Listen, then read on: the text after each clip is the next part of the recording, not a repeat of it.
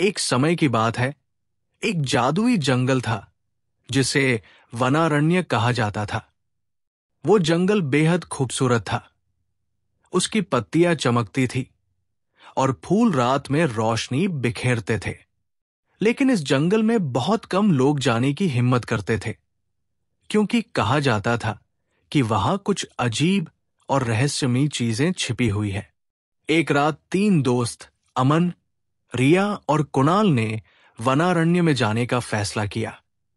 उन्होंने कदम रखा और उनकी टॉर्च की रोशनी लंबी परछाइयां बना रही थी। अचानक उन्हें एक हल्की सरसराहट सुनाई दी। शायद ये हवा है, अमन ने धीरे से कहा, पर उसकी आवाज में थोड़ा डर झलक रहा था। जैसे जैसे वे आगे बढ़े, पेड़ मानो उनके चारों ओर घिरने लगे। उनकी शाखाएं हाथों की तरह मुड़ती हुई लग रही थी। तभी कुणाल की टॉर्च बंद हो गई। उसने बड़बड़ाते हुए कहा कि बैटरी खत्म हो गई होगी। तभी अंधेरे से एक गहरी आवाज आई। वे सब डर के मारे सन्न रह गए और एक दूसरे को घबराए हुए देखने लगे। शायद हमें लौट जाना चाहिए, रिया ने फुसफुसाते हुए कहा, लेकिन उनका जिज्ञासु मन उन्हें आगे खींचता रहा। वे एक प्राचीन पेड़ के पास पहुंचे, जिसके अंदर एक खोखला हिस्सा था। उसके अंदर एक पुरानी, चमड़े से बंधी हुई किताब रखी थी। रिया ने उसे छूने के लिए हाथ बढ़ाया ही था कि अचानक धरती हिलने लगी और एक ठंडी आवाज गूंजी। किसने मेरी नींद में खलल डाला है? दोस्त घबरा गए, लेकिन वो आवाज फिर आई। अगर तुम में हिम्मत है तो मेरी किताब ले लो, पर याद रखना, जो यहां आता है वो हमेशा लौट नहीं पाता। कुणाल ने अपनी हिम्मत जुटाई और किताब उठा ली, और तभी जंगल में भयानक चीखें और सरसराहट गूंजने लगी। अंधेरे में परछाइयां इधर उधर हिलने लगी। उनके आकार का अंदाजा लगाना मुश्किल था। आखिरकार वे किसी तरह भागते हुए जंगल से बाहर आ गए। उनके हाथ में वह रहस्यमयी किताब थी। बाहर आकर उन्होंने मुड़कर देखा तो पेड़ों के पीछे से कुछ परछाइयां उन्हें घूर रही थी। उनकी ये रोमांचक यात्रा तो बस शुरू ही हुई थी, क्योंकि अब उनके पास एक ऐसी किताब थी जिसे छूने की हिम्मत और किसी में नहीं थी। जंगल से बाहर आकर अमन, रिया और कुणाल ने चैन की सांस ली, लेकिन उनके हाथों में वो पुरानी किताब एक अजीब सी ऊर्जा से चमक रही थी। रात गहरी हो चुकी थी और वे तीनों जल्द ही घर लौट आए।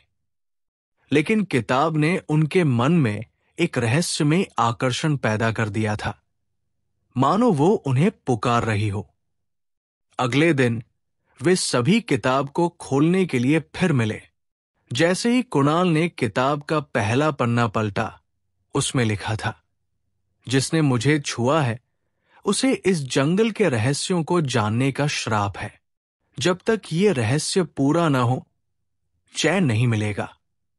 उसी वक्त कमरे की खिड़की खुद ब खुद खुल गई और ठंडी हवा का झोंका अंदर आया। उस पन्ने पर कुछ और शब्द दिखाई दिए जो पहले धुंधले थे। जंगल के 5 रहस्यमयी स्थान खोजो और हर जगह से एक संकेत लाओ, तभी श्राप टूटेगा।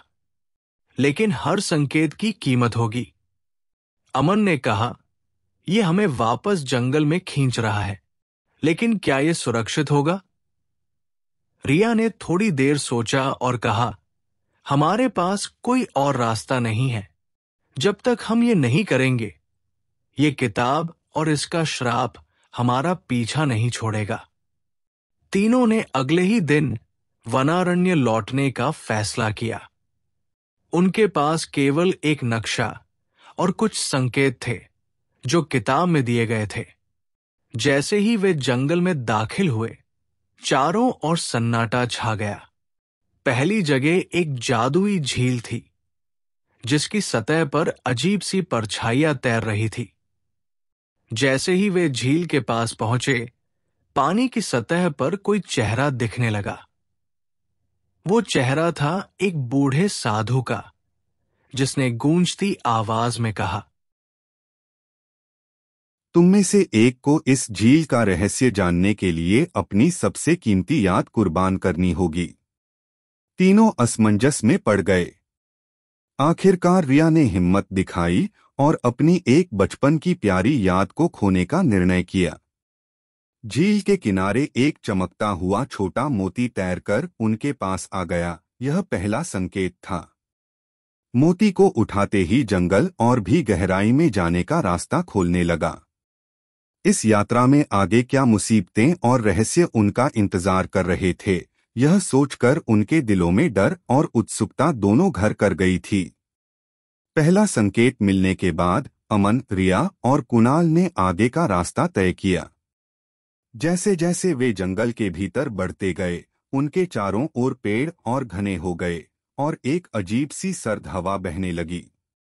दूसरी जगह का सुराग किताब के एक पन्ने पर उभर आया था। जहां अंधेरे की गहराई में रोशनी का एकमात्र स्रोत चमकता है, वहां अगले संकेत की राह मिलेगी। कुछ दूर चलने पर वे एक गुफा के सामने पहुंचे, जिसकी गहराई में कहीं एक हल्की सी रोशनी झिलमिला रही थी। वे तीनों अंदर घुसे, लेकिन गुफा के भीतर कदम रखते ही दरवाजे जैसी आकृति की चट्टान उनके पीछे बंद हो गई।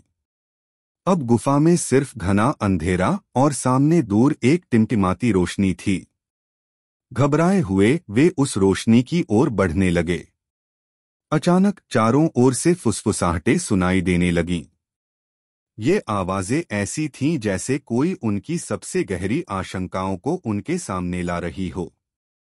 जैसे ही वे उस टिमटिमाती रोशनी के पास पहुंचे, वहां एक प्राचीन दीप जलता हुआ दिखा। दीप के पास एक पत्थर की मूर्ति थी जो बहुत डरावनी लग रही थी। मूर्ति की आंखों में एक अजीब चमक थी और उसकी आंखें जैसे सीधे उन्हें देख रही हों। तभी मूर्ति से एक गहरी आवाज निकली, यहां से संकेत ले जाना आसान नहीं है। तुम में से एक को अपने सबसे बड़े डर का सामना करना होगा। अमन ने कदम बढ़ाया और कहा, मैं तैयार हूं। तभी अचानक अमन के सामने उसकी सबसे बड़ी डरावनी छवि आ गई। वह अकेलेपन से बहुत डरता था। उसकी आंखों के सामने सभी दोस्त एक एक करके गायब होने लगे। अमन का मन भय से कांप उठा, पर उसने साहस नहीं छोड़ा। वह लगातार दोहराता रहा, यह सिर्फ मेरा डर है, यह सच नहीं है। धीरे धीरे वह भय का सामना करने लगा और जैसे ही उसने खुद को संभाला, मूर्ति की आंखों से एक चमकता हुआ रत्न बाहर गिरा। अमन ने उसे उठाया, यह दूसरा संकेत था। रत्न उठाते ही गुफा की दीवारें अचानक खुलने लगीं और वे फिर से जंगल में बाहर आ गए। अब उनके पास 2 संकेत थे, लेकिन उन्हें यह भी एहसास हो गया कि हर संकेत के साथ उन्हें एक गहरी परीक्षा का सामना करना पड़ेगा। किताब में अगला सुराग धीरे धीरे उभरने लगा था, जिसमें लिखा था, तीसरे संकेत की खोज तुम्हें एक ऐसी जगह ले जाएगी जहां परछाइयां तुम्हारे अपने रूप में जीवित हो जाती हैं। क्या वे इस अगली चुनौती का सामना कर पाएंगे, या यह जादुई जंगल उनके साहस को हराकर उन्हें हमेशा के लिए अपने में समेट लेगा? अब तीनों दोस्तों के पास 3 संकेत थे और किताब का चौथा पन्ना धीरे धीरे खुल रहा था। उस पन्ने पर लिखा था, आखिरी संकेत पाने के लिए तुम्हें जंगल के सबसे पुराने और खतरनाक हिस्से में जाना होगा, जहां समय रुक जाता है और हर कदम पर तुम्हारे धैर्य की परीक्षा होगी। जो वहां तक पहुंच पाएगा, वही आखिरी संकेत को छू सकेगा।